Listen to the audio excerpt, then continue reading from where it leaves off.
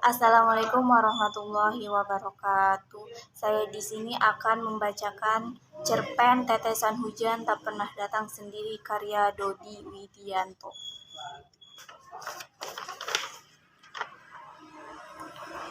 Suara itu berulang, beruntung piringmu sudah kuganti dengan piring plastik. Sudah kuduga jika kau tak akan menerima suapanku. Berusaha menampik semua isi dari piring di tanganku. Sayur tumis kentang dan telur balado kesukaanmu berhamburan di lantai sebelah ranjang. Nasinya berjajar sepanjang tepi, seprei mirip deretan telur semut rang-rang. Kujawab dengan mengulum senyum, di depanmu ada hal lain yang mewajibkanku ekstra sabar.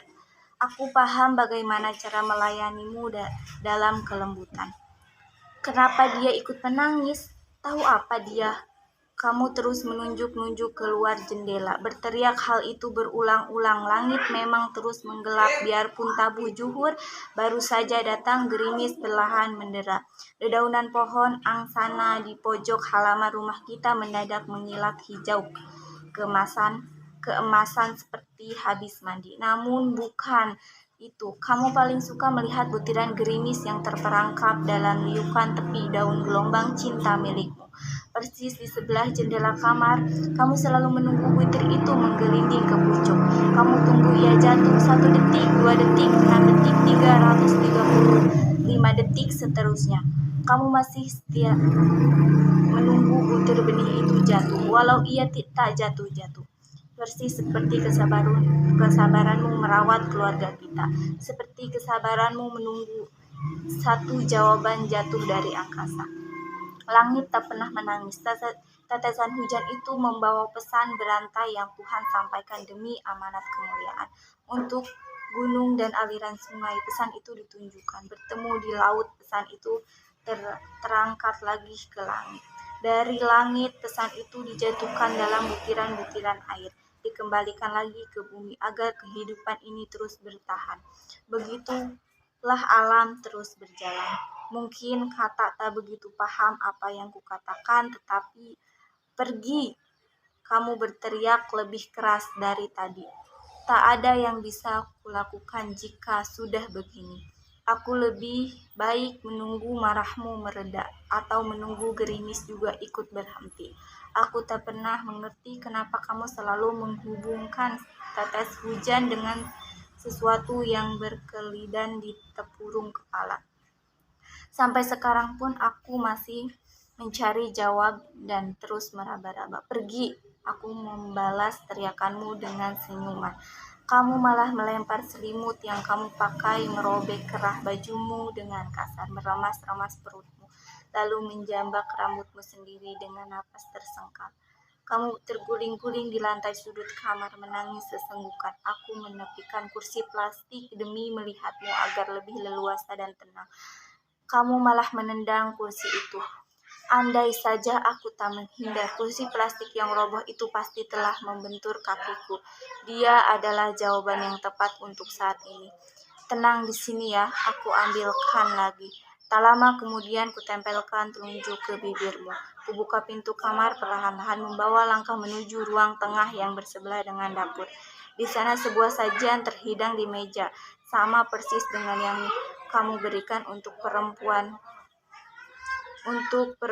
yang pintu kamar belahan-belahan membawa langkah menuju ruang tengah yang bersebelahan dengan dapur. Di sana sebuah sajian terhidang di meja, sama persis yang kau berikan untuk perempuan yang kamu sayang di kamar. Tumis kentang dan telur balado. Kudengar langkah kaki samar di belakangku.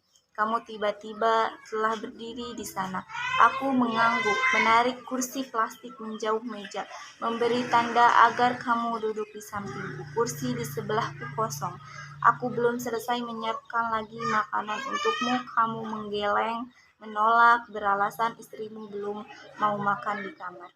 Aku malah ikut menggeleng. Tak tahu kenapa, air mukaku berubah. Urat-urat bawah mataku tiba-tiba memerah. Sorot mataku nanar, berusaha merendam upaya membangkang. Sampai kapan kamu akan terus di kamar? Bukankah tetes hujan tak pernah datang sendirian? Ia selalu di pintu Tuhan untuk datang secara bersama-sama agar tanahmu segera kembali, agar rumput layu di halaman tak kembali dan kersangan segera pergi. Kamu memang sudah berjanji disaksikan langit dan bumi, tidak hanya menikahi raganya, tetapi jiwanya. Namun tangisan dan ratapanmu dalam kesendirian tak akan pernah mengubah masa lalu. Kamu lihat langit terus bersedih, padahal sebenarnya bumi selalu bergembira. Mulai saat ini berhentilah menyesali segala yang telah terjadi. Belajarlah, yakinilah, jika setelah hujan datang akan ada yang tumbuh lebih indah. Pak, kamu mengotot, menggilang, mempersiapkan lagi sepiring nasi, lauk, dan sayur yang kuambilkan dengan tanganmu sendiri. Kamu bilang istrimu belum juga mau makan. Kasihan dia. Kamu malah gegas menyeret langkah jauhiku setelah selesai menyiapkan semua. Sesampainya di depan pintu kamar, sebelum masuk, mata kita sempat bertemu dalam tatapan. Kepalamu refleks menoleh, melihat rambut panjangku telah penuh uban. Pakaianku pun kumal. Kamu masih terus mengamatiku dalam tatapan penuh kecurigaan. Aku tak tahu sejak kapan harus saling peduli padamu. Kerutan di dahiku kian menebal saat terus memandangmu. Perak. Kamu menoleh tepat saat aku telah berdiri di depan pintu. Ketika saat suara membuatku ingin masuk kamar, aku melihatmu masih terduduk di tepi ranjang. Kamu bilang istrimu belum juga mau makan. Kenapa kamu terus menolak? Apakah mereka sakit? Aku mendekat, menunduk, menatapmu. Lekat-lekat, perlahan duduk di sebelahmu. Gerak tanganmu merambat. Perlahan aku memelukmu. Kamu merontak, merasa aneh, namun pelukanku lebih erat dan semakin lekat. Di antara lengan yang melingkar, lehermu samar. Ku dengar suara sesebukan di bawah sana.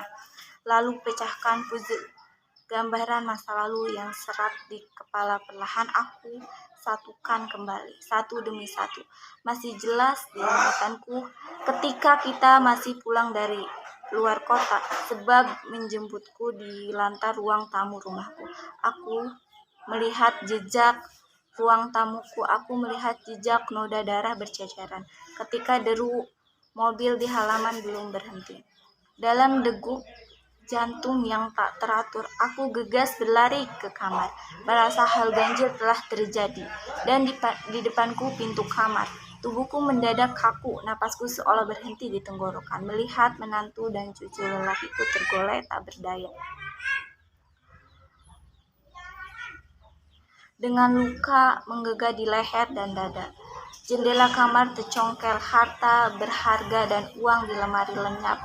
Spray dan bantal acak-acakan saling mengait, seolah sedang berpelukan dalam ketakutan. Tepian kaca jendela meninggalkan bercak-bercak merah mirip butir gerimis yang menahan marah. Sejam setelah itu polisi berdatangan melingkari rumahmu dengan garis pembatas, dan kemudian kerumunan orang berjajar sepanjang pekarangan. Aku tak tahu bagaimana lagi mengartikan untukmu tetes hujan yang terus turun dari angkasa.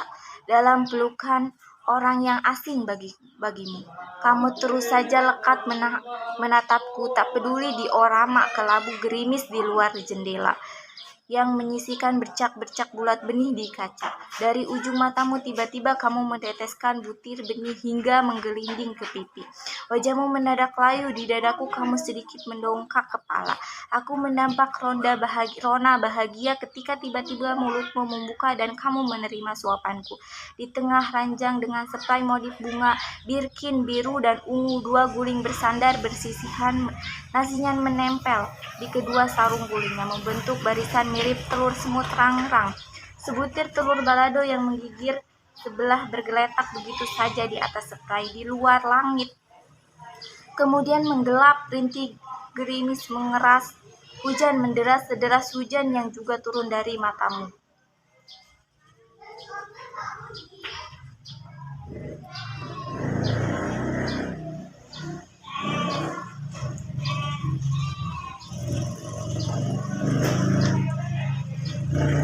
sederas hujan yang juga turun dari matamu. Hujan yang terus saja menumbuhkan satu pertanyaan di kepalamu. Kenapa langit itu ikut menangis? Tahu apa dia? Setelah aku selesai suap mereka berdua juga ya. Kamu bergegas mencium dua guling itu bergantian memeluk mesra. Tepat saja hujan di luar makin deras menderai.